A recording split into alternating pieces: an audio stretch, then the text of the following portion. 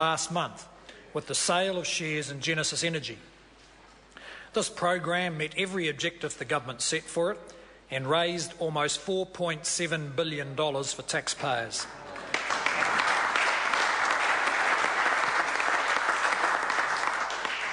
This has been put into the Future Investment Fund so it can be invested in new public assets. Budget 2014 sets out another $1 billion of new capital investments from the Future Investment Fund. $200 million will be invested in health sector projects, including the new Grey Base Hospital on the West Coast. $172 million will be invested in building and upgrading schools, including completion of a new school at Pegasus near Christchurch. $198 million will be invested in Kiwi Rail's turnaround plan, and a further $40 million in the design and construction of irrigation schemes to boost agricultural production. Other investments bring the total allocated so far from the Future Investment Fund to almost $3 billion over 3 budgets. That leaves $1.7 billion in the fund for new capital spending in budgets 2015 and 16. Mr. Speaker, New Zealand cannot afford another doubling of house prices as occurred between 1999 and 2008. The government has taken a number of steps to free up housing supply, which is essential to improving affordability. These steps include signing housing accords with the Auckland and Christchurch councils, with the latter subject to consultation. We have reformed legislation to limit development contributions for funding infrastructure. We have increased support for those on low and moderate incomes to get into their first home through increased eligibility for KiwiSaver, first home deposit subsidies, and by trebling funding for Welcome Home loans. A Productivity Commission inquiry into housing affordability found building materials for a typical modest family home in New Zealand are 30% higher than in Australia. Duties and tariffs currently apply to most of the materials used to build a standard house. Budget 2014 temporarily removes those duties and tariffs to increase competition and improve housing affordability. This is expected to save around $3,500 on the construction of a standard New Zealand home.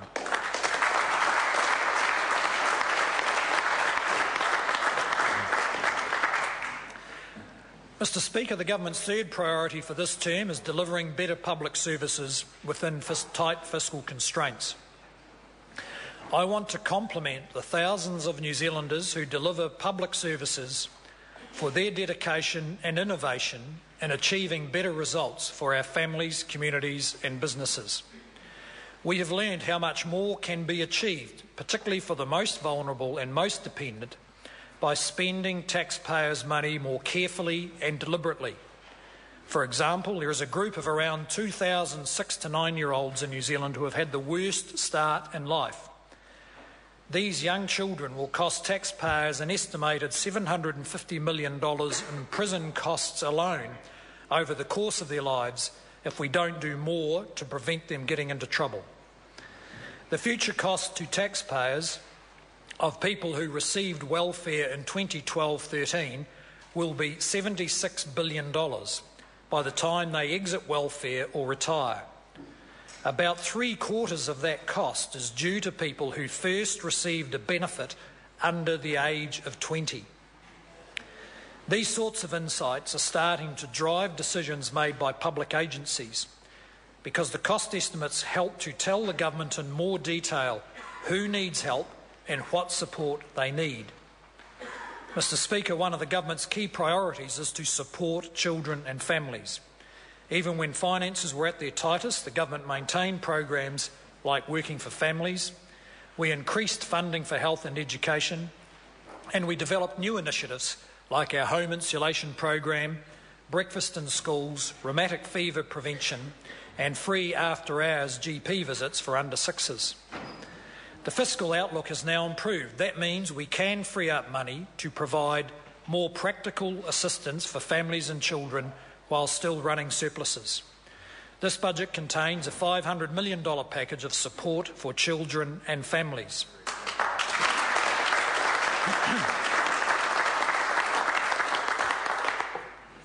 The package is clearly focused on young families and those vulnerable children who most need our care and protection. It has 5 elements, and I'll go through each in turn. First, the government will extend paid parental leave from 14 weeks to 18 weeks. This will happen in 2 steps, to 16 weeks on 1 April 2015 and 18 weeks on 1 April 2016. We have previously said we would support extending paid parental leave in an affordable way when conditions permit. The budget delivers on that commitment.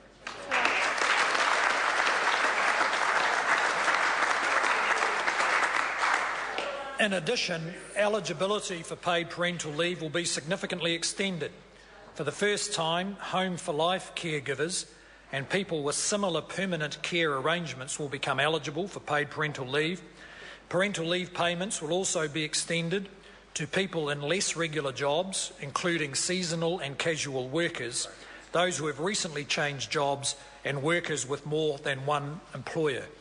These changes recognise New Zealanders' wide range of family and work commitments. Expanding paid parental leave will cost $172 million over 4 years. Second, the government will significantly boost the parental tax credit. This payment was introduced by the National Government in 1999. It is available to working families with a newborn child who are not on benefit and who are not receiving paid parental leave.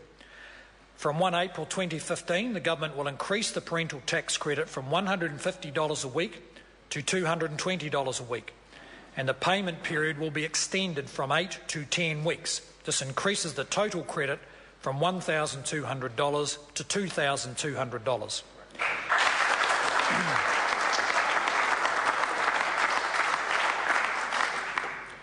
In addition, the abatement rules will be changed to better target the parental tax credit towards low to middle income families. A couple having their second child, for example, will not receive any payments if they together earn more than $99,847.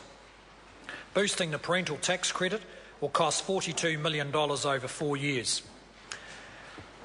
Third, the government will invest $90 million over 4 years to make doctors' visits and prescriptions free for children aged under 13.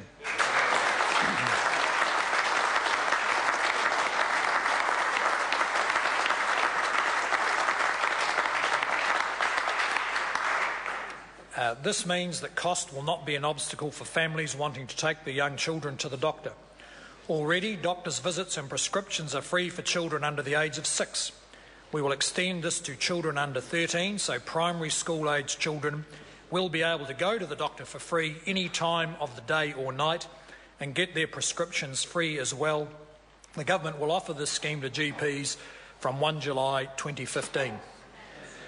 The fourth part of this package is an increase in funding for early childhood education. The government has a target of increasing participation in early childhood education, so 98% of children starting school will have participated in quality ECE.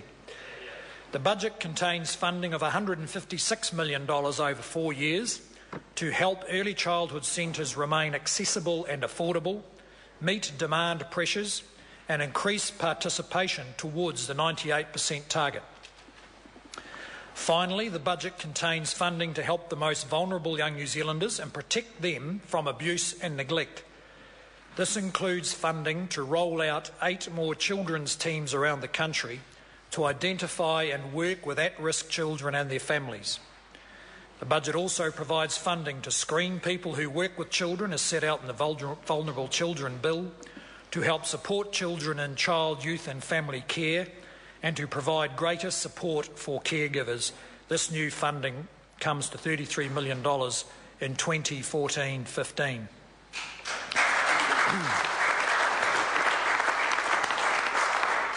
In total, the government's comprehensive package of practical support for children and families, including paid parental leave, extending the parental tax credit, free GP visits, early childhood education and support for vulnerable children, involves new funding of $493 million over 4 years.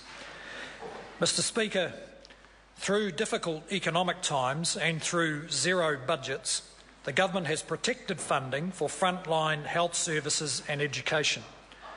As a result, spending on health next year will reach $15.6 billion, and total spending on early childhood, primary and secondary education will reach $10.1 billion.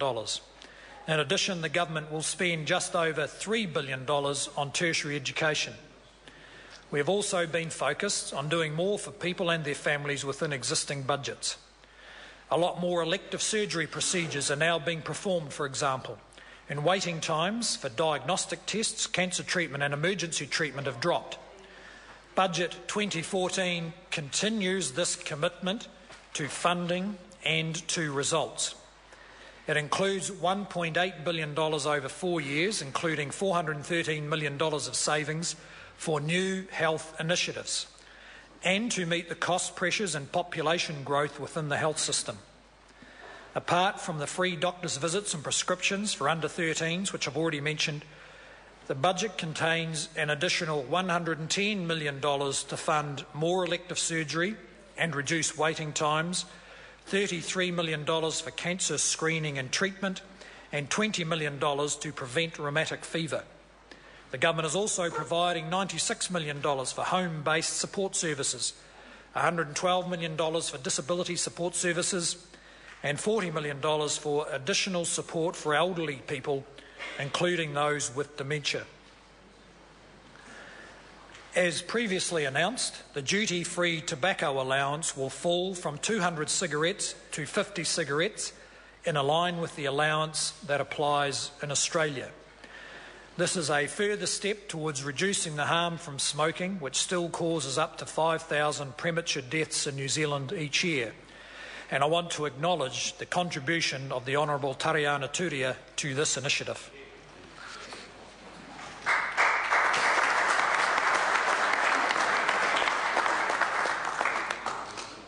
Mr. Speaker, educational achievement at school has started to improve after years of spending that failed to deliver better results. In Budget 2014, education receives an additional $858 million over the next 4 years and the remainder of this year to lift the achievement of New Zealand students, to strengthen the teaching profession and meet funding pressures. Of this, $359 million is to recognise excellent teachers and principals, keep good teachers in the classroom and share expertise across schools. As the Prime Minister announced earlier this year, school operational grants will increase by $85 million, and as I mentioned, early childhood education services get a $156 million increase. The budget also provides $111 million of operating funding for school property development and maintenance. Mr. Speaker, the government's welfare reforms have already made a significant difference, with nearly 15,000 fewer people on benefits now than there were 12 months ago.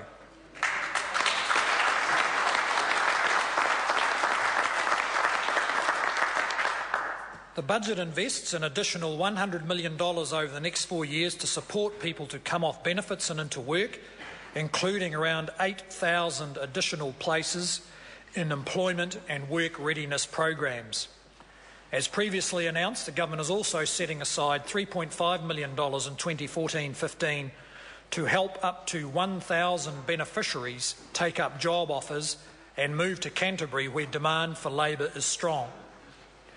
The budget allocates $22 million over 4 years for non-government organisations delivering community budgeting services, as recently announced by the Minister for Social Development, and it provides $15 million over 3 years for whānau ora navigators to work and support whānau and their families. Mr. Speaker, police and corrections will continue to target their resources to prevent crime and make our communities safer. Police's core operating spending is being maintained at almost $1.5 billion in 2014-15.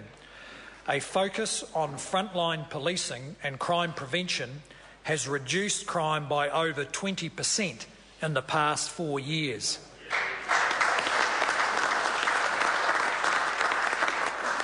Budget 2014 also supports the government's targets to reduce the reoffending rate by 25%, reoffending has already been reduced by 12.6%, which has meant around 9,300 fewer victims of crime each year.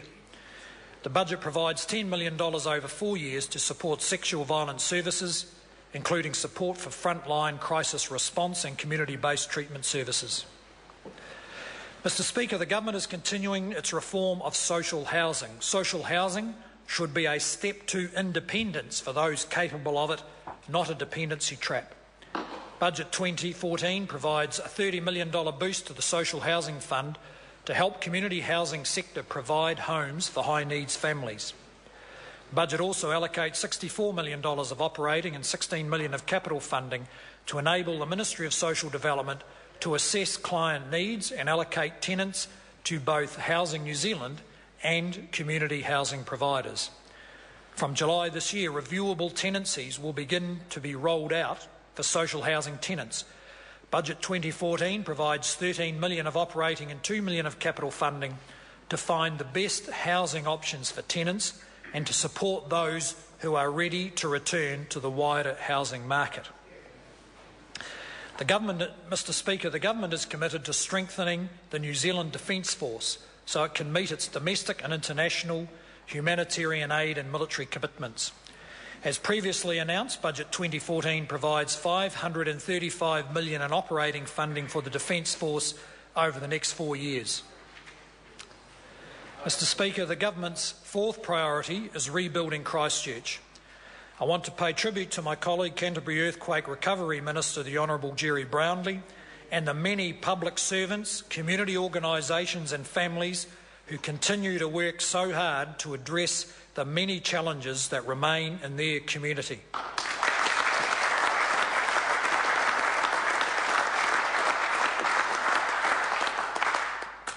Since the first earthquake in September 2010, the government has backed Cantabrians in the initial response and now in the recovery and rebuild.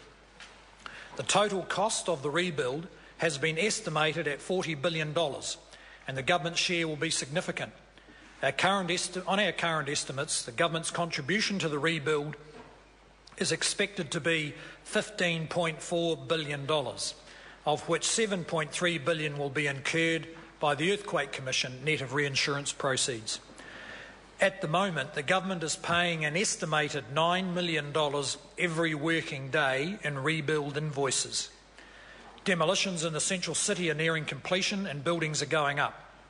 There are now more than 200 private sector buildings, both commercial and residential, either underway or consented within Christchurch's 4 avenues. And construction will begin on a number of anchor projects this year, including the $300 million Justice and Emergency Services precinct, for which the first sod was turned in January. The government is also on track to move 1,700 staff in about 20 government departments and agencies back into the central city in 2016. Housing New Zealand expects to build 700 new houses and complete repairs on 5,000 existing state houses by the end of next year. And the government is progressing a housing accord with the Christchurch City Council to accelerate development on central and local government land and deliver more social housing to the city. Budget 2014 provides $50 million of additional funding over the next 2 years for the Canterbury Earthquake Recovery Authority, in addition to $19 million funded from existing contingencies established in Budget 2013. As previously announced, funding of $13.5 million will be provided over the next 4 years to continue the Earthquake Coordination Service, including counselling services and the Canterbury 0800 support phone line. These initiatives bring the government's spending and commitments to rebuilding Greater Christchurch to $15.4 billion by 2018. Mr. Speaker, New Zealand is among the first developed countries to achieve a return to normal economic settings. We're on the right track. We are making good progress and we are looking ahead with confidence. The government's books are on track to surplus next year, and we are the envy of most developed countries. The economy is growing, wages are increasing faster than inflation, and more jobs are being created every year. The country is seeing the benefit of improved public services that are focused on delivering better results. Our challenge now is to secure these hard-won gains through to 2020. This is a budget that looks to the future and to the substantial opportunities New Zealand has earned. If we stick to the plan the government has outlined, we can grasp those opportunities and deliver sustainable growth that all New Zealanders can share in. Mr. Speaker, I commend this budget to the House.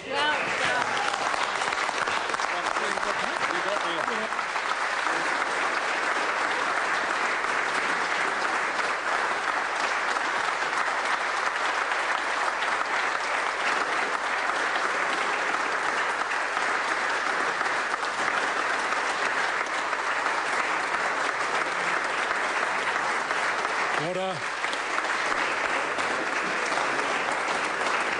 Order. The question is the motion be agreed to. Honourable